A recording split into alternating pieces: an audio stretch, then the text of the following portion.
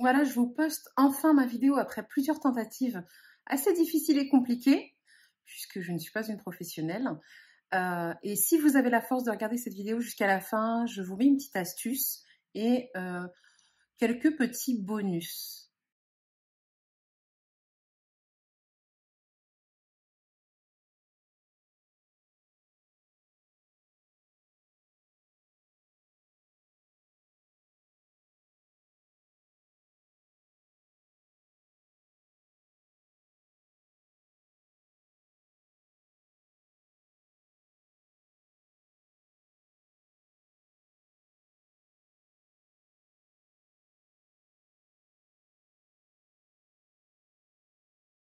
Juste résumer effectivement, comme je vous avais dit, que j'ai eu un démontage de bypass, que je dois me débrouiller toute seule. Un démontage de bypass, c'est tout simplement remettre les intestins à leur place. Si vous posez la question sur qu'est-ce qu'un bypass, il y a plein d'informations sur Internet. Donc en fait, c'est un court-circuit de l'estomac avec une réduction, et un démontage, c'est remettre tout simplement tous les organes à leur place. Quand je parle d'organes, je parle d'intestin, estomac, etc. Remettre en fait l'estomac et les intestins dans son état naturel. C'est mon cas aujourd'hui. Aujourd'hui, on pourrait dire que c'est comme si j'avais pas été opérée, malgré que j'en garde les marques psychologiques et physiques, il est certain. Mais voilà, ça va faire presque 1 an que j'ai été opérée. J'ai repris du poids, beaucoup de poids, mais je regrette pas du tout parce que ça m'a permis de réaliser qu'il fallait que je me prenne en main et que je ne cherche pas une facilité ou autre. C'est pas une facilité, la chirurgie bariatrique. Ça a beaucoup de conséquences, beaucoup de complications. Et même si vous n'avez pas de complications dans l'immédiat, vous avez des conséquences qui s'accumulent et c'est très compliqué. Donc aujourd'hui, je ne déconseille pas la chirurgie bariatrique, mais je vous dirais d'y réfléchir à 2 fois, puisque dans mon cas, si j'ai eu un échec, c'est à cause de l'opération, mais la prise de poids, c'est aussi à cause du fait qu'en fait, si mon parcours avait été bien préparé et bien fait par un chirurgien qui se pose les bonnes questions, on m'aurait jamais opéré, puisque finalement mon problème à moi est un problème psychologique, puisque c'est un problème de compulsion, d'hyperphagie et de dépendance au sucre. C'est un peu un mélange de tout ça, et que une chirurgie bariatrique ne règle pas ce problème. D'où mon échec de l'anneau, et d'où, si je pourrais appeler ça, mon échec du bypass. Parce que quand je parle d'échec, c'est pour dire que pendant les 6 ans où j'ai été bypassée, j'ai quand même fait le yo-yo, de toute manière. J'ai pris du poids, j'en ai reperdu. C'était... on pouvait pas le contrôler, tout simplement. Mais c'est pire qu'un échec, puisque finalement, ça a failli à mon état de santé. Ça a mis en jeu ma vie. Quand je dis ça, même moi, j'ai du mal à m'en rendre compte. Et quand j'étais dans ces conditions, j'avais du mal à m'en rendre compte aussi. Je minimisais un petit peu les risques, puisque j'aurais jamais imaginé que le bypass aurait pu mettre ma vie en jeu, puisque c'est un peu ça en fait finalement. Puisque si, je vais vous dire aussi pourquoi j'ai eu un démontage de bypass, parce que si j'ai subi un démontage de bypass, c'est qu'à la fin j'étais arrivée en dénutrition totale. C'est que comme je m'étais pas pris en main et que je me rendais pas compte de mon état de santé critique, je dirais, j'étais arrivée à un stade où après avoir été hospitalisée juste pour des analyses, on m'avait en fait gardée sans que je puisse donner mon mot à dire, puisque j'étais dans un état vraiment critique, et on m'a transférée dans un service de nutrition.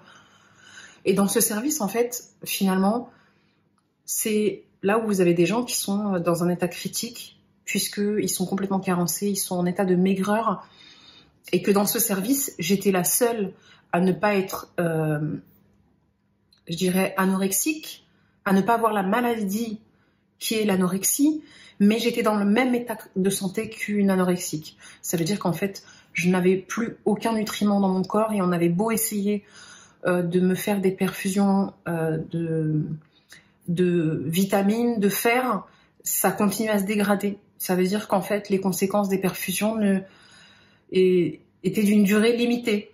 Le bypass ne me permet pas de garder les nutriments que je mangeais. Donc c'est pour ça que je vous dis que j'étais pas anorexique puisque je mangeais normalement, mais mon corps n'assimilait rien du tout. Et ça, je vous expliquerai les conséquences aussi autres, secondaires, que fait le bypass qui a mené à la dénutrition. Mais finalement, j'ai pas eu d'autre choix qu'un démontage de bypass. Et aujourd'hui, ça fait plusieurs mois que j'ai pris ma vie en main, mon alimentation. C'est pas facile tous les jours. J'ai eu des gros moments de doute, de démotivation, de découragement, de baisse de morale. Ça a été le cas entre ma dernière vidéo et celle-ci, puisqu'entre-temps, j'ai pris du poids, j'ai réussi à en reperdre, mais aujourd'hui, j'ai quand même quelques kilos de plus que ma dernière vidéo. D'où, finalement, mon combat, qui est à la base la perte de poids, est secondaire, puisque si je change mon alimentation et si j'adopte un rythme de vie plus sain, c'est surtout pour éviter de continuer à grossir, parce que le risque est là et je prends très très rapidement à cause de mes compulsions, même si mon alimentation quotidienne est très équilibrée et assez saine, il suffit d'une compulsion et je suis capable en un jour de prendre 1,5 kg. Donc pas facile. Mais aujourd'hui, donc mon combat, ça va être d'arrêter de prendre du poids, de prendre soin de moi et de ma santé, ce qui est primordial vraiment. Et à partir de là, je pense que la perte de poids viendra d'elle-même et que la perte de poids ne sera qu'un bonus. Donc aujourd'hui, je fais focus sur une sorte, on va dire, de stabilisation, c'est-à-dire arrêter de prendre du poids. Et automatiquement, je pense que ça va engendrer une perte de poids.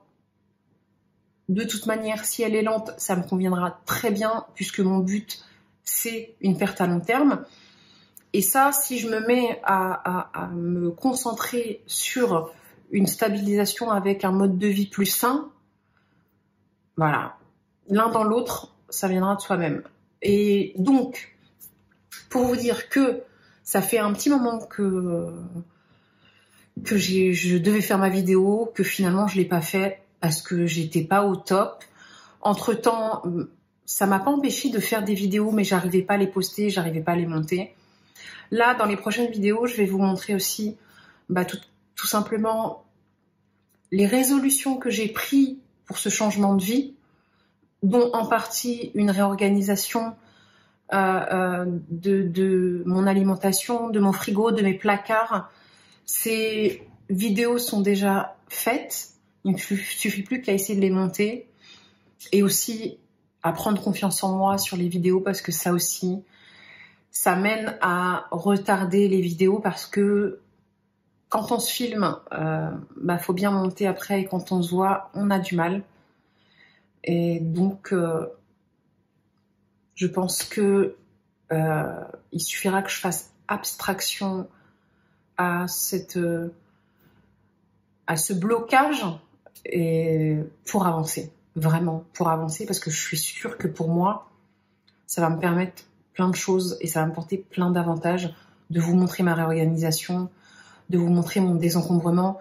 J'ai pris plein de résolutions. Comme je vous dis, c'est vrai que je m'y mets maintenant, en janvier 2020, tant mieux. Ça date il y a quelques jours, les vidéos que j'ai filmées sur l'organisation, sur l'alimentation, etc., et les courses. En fait, ça fait plusieurs mois que je pense à faire ça. Donc, c'est des résolutions que j'ai prises depuis des mois. Mais janvier m'a boosté. Donc, tant mieux, si je puis dire. Et pourvu que ça continue.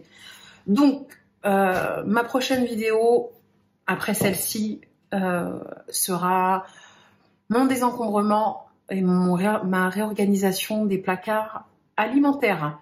Mais en soi, l'année 2020, je pense que si je continue sur cette voie-là et sur ces pensées-là, sur cette motivation-là, ça va être un désencombrement total de la maison. Et qui dit désencombrement, dit apaisement psychologique, puisque finalement, un fouillis chez soi mène à un fouillis dans sa tête. Et je trouve qu'on se sent mieux quand on réorganise tout. On se sent beaucoup mieux. Donc je vous souhaite la santé qui vous amènera à être heureux, à avoir du bonheur et plein de réussite. Et je vous dis à bientôt sur ma prochaine vidéo. Bye! Cette astuce qui vous permet en fait de visionner une vidéo beaucoup plus rapidement tout en comprenant son contenu. Là, écoutez, il y a 6 mois en fait, je me suis dit que en mode normal. Donc pour l'écouter en mode rapide, vous allez dans paramètres et vous avez donc actuellement voilà, vitesse de lecture normale. Vous cliquez dessus et vous avez plusieurs possibilités. En haut, c'est pour la visionner beaucoup plus lentement. Bon, moi, je le fais jamais, hein. Mais quand je tombe sur un contenu qui m'intéresse mais qui est trop long, eh ben, j'augmente. Vous avez plusieurs possibilités. Moi, j'ai déjà testé 2 et je le fais souvent parce que finalement, même en vitesse 2, on comprend tout à fait ce que dit la personne et au moins, on la visionne beaucoup plus rapidement si elle est trop longue. Voilà ce que ça donne. Voilà. Qui sont en parcours pré-op, comme post-op aussi. Donc ça peut aider parce que c'est pas parce qu'on est opéré qu'on a voilà. L'information. Comme moi je blablate beaucoup, bah quand vous voyez que ma vidéo est trop longue et que c'est que du blabla, ou d'autres vidéos qui vous intéressent mais qui sont trop longues, bah je vous conseille tout simplement d'augmenter la vitesse de lecture. Voilà. Bye. Bien, me revoilà, je tiens ma promesse. On en parle. Cette vidéo, elle a été faite en fait le 16 septembre. Et dans cette vidéo, je dis que je tiens ma promesse. Non mais, t'es sérieuse? Vraiment? Donc là, je reviens pour ma deuxième vidéo. Parle alors. Première vidéo où je dis que je tiens ma promesse parce que je m'étais promise de faire une vidéo par semaine et que j'avais commencé à filmer une semaine après. N'importe quoi. Ensuite, j'ai baissé les bras et deuxième vidéo, rebelote une semaine après la première tentative, deuxième tentative infructueuse que j'ai fait le 26 septembre et aujourd'hui, on est le 6 janvier, il me semble. Ouais, bah c'est bien beau de faire des vidéos, mais après, il y a du travail à faire derrière, n'est-ce pas? Donc maintenant, motive-toi et fais le nécessaire pour être régulière et faire les choses comme il faut. Et ne pas laisser les choses sans fin. C'est ça en fait. C'est ne jamais finir une chose. Il faut arrêter. Ça, c'est une résolution que je vais mettre en place aussi.